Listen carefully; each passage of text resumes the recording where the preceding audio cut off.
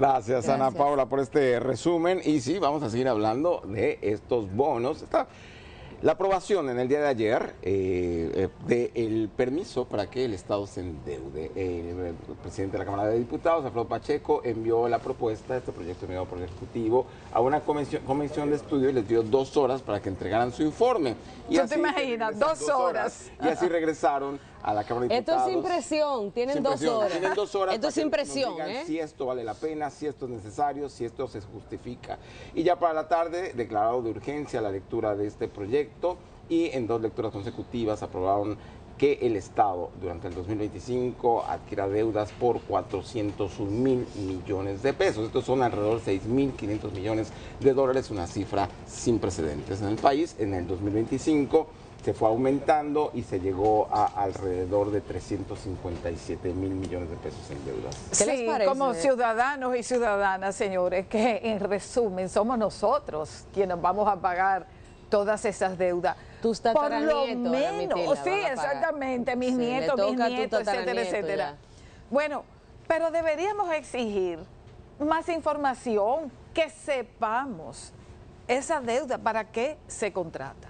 La verdad es, señores, que en República Dominicana, desde que en el gobierno de Hipólito Mejía, República Dominicana se estrenó en ese mercado de bonos, la realidad es que en cada presupuesto que se aprueba anualmente y en diferentes gobiernos, tanto en los gobiernos de Leonel Fernández como en los gobiernos del presidente Danilo Medina, después de que Hipólito debutó,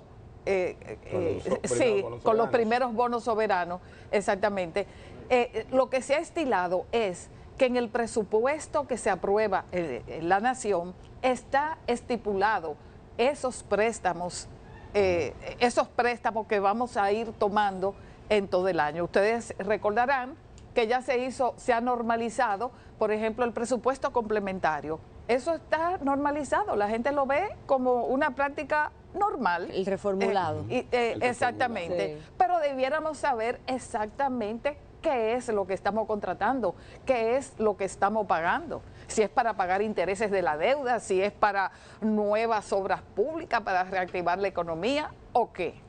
Claro. Bueno. ¿O qué?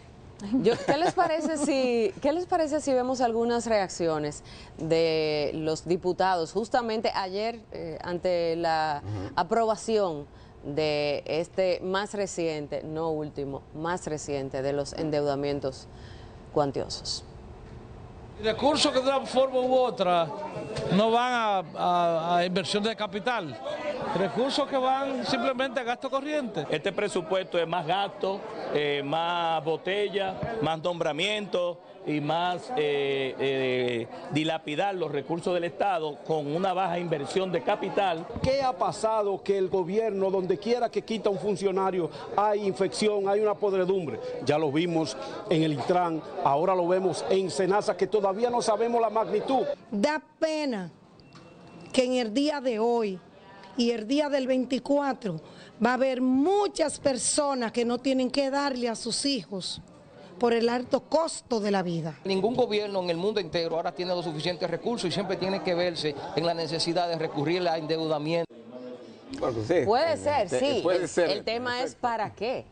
¿Cuál es la calidad del gasto del gobierno? Esa es la gran pregunta. La gran pregunta, y yo creo que la gran demanda que debería de hacer toda la ciudadanía es esa. Bueno, nos estamos endeudando, tenemos una deuda ya que rebasa los 60.000 millones de dólares. Sí. Es un porcentaje significativo del Producto Interno Bruto. Entonces, lo que debería la ciudadanía es exigirle al gobierno claridad, transparencia y sobre todo que recorte los gastos innecesarios, que nos den con precisión en qué se van a utilizar todos los recursos, cómo los invierten, qué los gasta el Estado para que pueda la ciudadanía también determinar esto sí o esto no. Tú sabes también que es como el mal timing de esto también.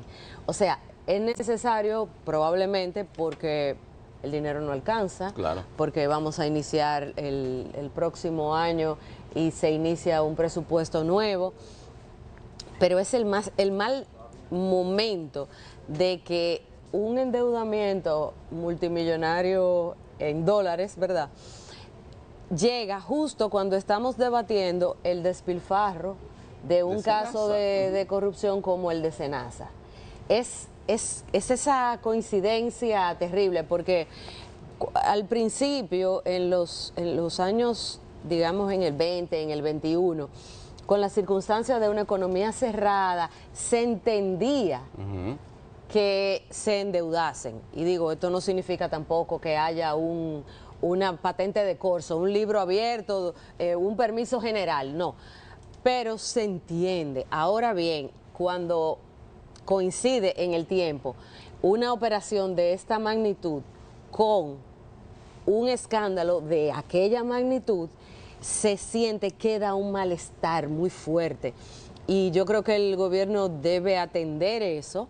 No creo que es prudente minimizar el malestar. Obviamente, no estoy diciendo que lo de los bonos de ayer genere el malestar. Estoy diciendo que hay un malestar con lo de Senasa y que coexiste con la necesidad de hacer esta emisión de bonos que no sabemos exactamente bien a dónde o para qué se va a utilizar. Suponemos que es para el gasto del año que viene, del presupuesto del año que viene. Sobre todo esperamos que sea un gasto de inversión. Pero yo lo que no quiero es que el gobierno minimice el malestar que se ha generado con el tema de Senasa. Puede que nosotros tengamos un sesgo, obviamente, como lo tiene todo ser humano, porque nosotros estamos en estos temas de información diariamente, y eso genera de alguna manera como una burbuja de información, de opiniones, y tú piensas quizás que la gente está más en eso de lo que está, pero la percepción es que hay una sensación de indignación y de malestar. Entonces, eso es peligroso. No lo minimicen, atiendan eso, porque para que una economía prospere se necesitan buenas expectativas. Claro, y sobre todo, como tú dices, esperanza. Terminamos el año con el caso Senasa, después de que mucha gente se estuvo quejando porque no tenía cobertura, no le aprobaban la cobertura de sus medicamentos, y ahora ya lo sabemos que en efecto hubo una crisis que eventualmente se intentó ocultar. Ahora ya sabemos que sí, hubo dice el Ministerio Público, un fraude masivo en el seguro que tiene la mayoría de la población, sobre todo la población más pobre del país. Y que todos, absolutamente todos, estamos afectados porque el propio Ministerio Público dice que debido a los gastos innecesarios, a estos desvíos de fondos hacia compañías de allegados al director del Senasa, el costo de la salud pública se incrementó en el país para todos. Y además, recordemos que en una especie de rescate de Senasa, el gobierno transfirió fondos de la CISALRIL, es decir, de los seguros de riesgos laborales. Es decir, si a nosotros nos llega a pasar algo trabajando aquí en SIN, posiblemente no tengamos la cobertura que debíamos de tener porque le transfirieron recursos a Senasa desde ese fondo, que es de todos, que lo pagamos todos nosotros, lo pagan los empresarios porque forma parte de nuestros beneficios, de los beneficios que tenemos como empleados. Es decir, todos con este fraude, presunto fraude, resultamos afectados. Y por otro lado, de acuerdo con lo que teníamos de presupuesto público para el 2026, que asciende a la cifra de 1.800.000 millones de pesos, de acuerdo con lo que yo tenía registrado, porque no tenemos el documento completo aún, el déficit fiscal previsto para el año próximo es de alrededor de 280.000 millones de pesos, 280.000 millones. Por eso me pregunto, insisto, ¿por qué tenemos que asumir o permitirle al gobierno que asuma créditos por 401.000 millones de pesos si el déficit es de 280.000? Son preguntas que yo me hago, lo veremos con algún economista que nos explique qué significa esto. Sí, la verdad que voy a hacer un déjà vu. Uno criticaba muchas cosas de los gobiernos del doctor Joaquín Balaguer, pero los mayorcitos como yo, muchos de ustedes recordarán que, señores, mensualmente se publicaba una partida de tanto para el acueducto tal, para el puente tal, o sea, te detallaban las obras al punto que cuando esa obra realmente no se le inyectaba recursos o estaba paralizada, la gente de esas comunidades gritaban, alzaban la voz, protestaban de alguna manera.